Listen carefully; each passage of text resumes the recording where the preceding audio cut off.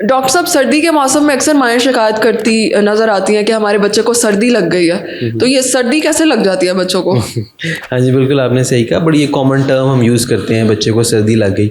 अच्छा, उसमें होता ऐसा यही है कि जब वेदर चेंज हो रहा होता है तो स्टार्टिंग में एक ऐसा टाइम पीरियड आता है कि जब बहुत ज़्यादा सर्दी भी नहीं होती है, बहुत ज़्यादा गर्मी भी नहीं होती, और यही थोड़ा सा क्रिटिकल टाइम पीरियड होता है, क्योंकि इसमें थोड़े से केयरलेस हो जाते हैं पेरेंट्स, इतना आप समझ लें एम्फेसिस नहीं दे रहे होते कि मौसम चेंज हो रहा होता है। एग्जैक्टली, क्योंकि हमारी तो बॉडीज़ ऐसी हैं जो अडॉप्ट कर लेती हैं, थोड़ी सी सर्दी हो हम बर्दाश्त कर लेते हैं, लेकिन बच्चों का थोड़ा सा डिफरेंट होता है सिनेरियो, वो उनकी बॉडीज उस तरह अडॉप्ट नहीं कर सकती। तो उनमें हमारे पास जो बहुत ज़्यादा प्रॉब्लम्स आती हैं वो अपर रेस्पिरेटरी ट्रैक इन्फेक्शंस की आती हैं, चेस्ट इन्फेक्शंस हो जाती हैं बच्चों को, और गले में इन्फेक्शंस हो जाती हैं, टॉन्सिलाइटिस के बहुत ज़्यादा केसेस हमारे पास आते हैं। तो वो स्टार्टिंग में ही अगर हम उनको पकड़ लें और स्टार्टिंग में उनको ट्रीट कर लें तो वो बहुत अच्छी बात है, क्योंकि अगर ये चीज़ प्रोलॉन्ग करती जाती है तो it can be very disasters for the child. और ख़ास तौर पे जो न्यूबॉर्न्स हैं उनके लिए जो उनका फर्स्ट वेदर होता है ना, कोई भी लाइक जो जिस न्यूबॉर्न के लिए फर्स्ट विंटर है उसके लिए बड़ा इंपॉर्टेंट है, क्योंकि अभी उसका इम्यून सिस्टम इतना डेवलप नहीं हुआ था, बॉडी के अंदर इतनी अच्छी फाइटिंग कैपेबिलिटीज़ नहीं होती, तो वो फिर जो है काफ़ी प्रॉब्लमेटिक हो जाती है। तो इस तरह की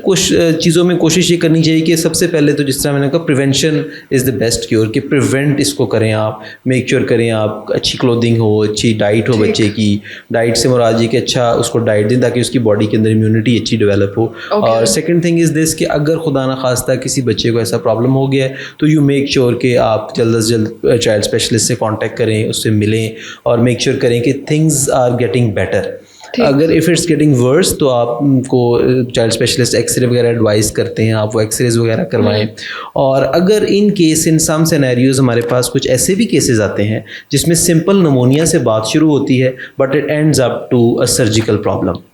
हाँ, उसमें ऐसा होता है कि नमोनिया अगर कॉम्प्लिकेट कर जाए, नमोनिया ट्रीट ना हो तो हमारे लंग्स जो होते हैं, जो फेफड़े होते हैं, उनके इर्द गिर्द एक थिक लेयर बन जाती है जिसकी वजह से वो लंग्स एक्सपैंड नहीं कर पा रहे होते। और फिर हमें सर्जरी करनी पड़ती है, हमें वो लेयर उतारनी पड़ती है, और उसको हम अपनी ज़बान में एम्पाइमोथोरेसिक्स बोलते हैं। तो बताने का सिर्फ मकसद ये है कि अगर किसी का बेबी इम्प्रूव नहीं कर रहा तो he should also see a surgeon, paediatric surgeon से भी रब्ता करना चाहिए, क्योंकि ऐसी प्रॉब्लम तो नहीं होगी। और सेकेंडली यही इंपॉर्टेंट पॉइंट है कि छोटी सी चीज़ से कितना ज़्यादा बड़ा प्रॉब्लम पैदा हो सकता है। तो prevention is very important in the winters. Doctor साहब, मैं यही पूछना चाह रही थी कि छोटे बच्चों में चेस्ट इन्फेक्शंस बहुत ज़्यादा हो जाते हैं सर्दियों में, नज़ला ज़ुकाम हो जाता है, तो अगर ये चेस्ट इन्फेक्शन पे तवज्जो ना दी जाए या इसको पूरे टाइम पर क्योर ना किया जाए तो ये आगे चल के निमोनिया में कन्वर्ट हो सकता है। एग्जैक्टली बिल्कुल। सिंपल चेस्ट इन्फेक्शंस होती हैं वो निमोनिया में कन्वर्ट होती हैं और फिर उसकी आगे कॉम्प्लिकेशंस और उसकी आगे प्रॉब्लम्स जनरेट होने लग जाती हैं। अब माएँ पता चला सकती हैं कि हमारे बच्चे में चेस्ट इन्फेक्शन है इस वक्त, या इस वक्त ये निमोनिया में कन्वर्ट हो गया,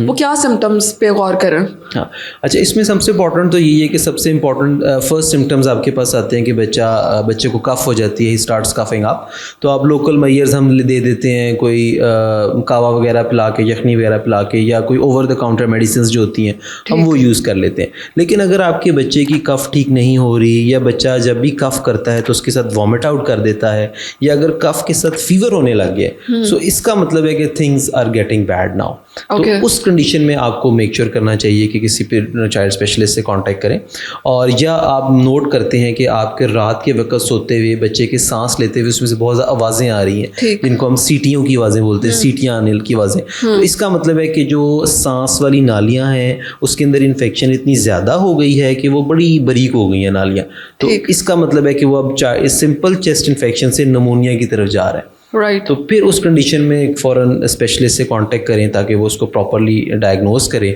और उसको फर्दर ट्रीट करें। ठीक है डॉक्टर साहब, छोटे बच्चों में जब चेस्ट इन्फेक्शन हो जाए या उन्हें कोई नज़ला ज़ुकाम का इशू हो तो कोई होम रेमेडी इस्तेमाल की जा सकती है? क्योंकि अक्सर माएँ कर रही होती हैं, अपने बच्चों को शहद भी दे रही होती हैं और इस तरह की दूसरी होम रेमेडीज़। जी बिल्कुल, हाँ बिल्कुल, डेफिनेटली होम रेमेडीज़ भी हैं, लाइक शहद हम दे सकते हैं, या सिंपल ड्रॉप्स आते हैं, नेज़ल ड्रॉप्स आते हैं, हम वो डाल देते हैं, उससे नोज़ ओपन हो जाती है बच्चे की, वो हो जाता है। थर्ड थिंग ये होती है हमारे पास कि हम कुछ ह्यूमिडिफायर्स मिलते हैं रूम्स के लिए भी और बेबीज़ के लिए भी, उसका काम ये होता है कि ह्यूमिड एनवायरनमेंट क्रिएट करना, और या नेबुलाइजेशन, सिंपल हम नेबुलाइजेशन भी कर सकते हैं, उससे भी थोड़ी सी चेस्ट वगैरह इंप्रूव करने लग जाती है। और अगर आपको इन्फेक्शन का ख़तरा लग रहा है तो मेक श्योर करें कि जो आप फीड बच्चे को फार्मूला फीड दे रहे हैं वो वार्म टेम्परेचर में हो, बेबी को प्रॉपरली थॉरोली आपने कवर किया हो,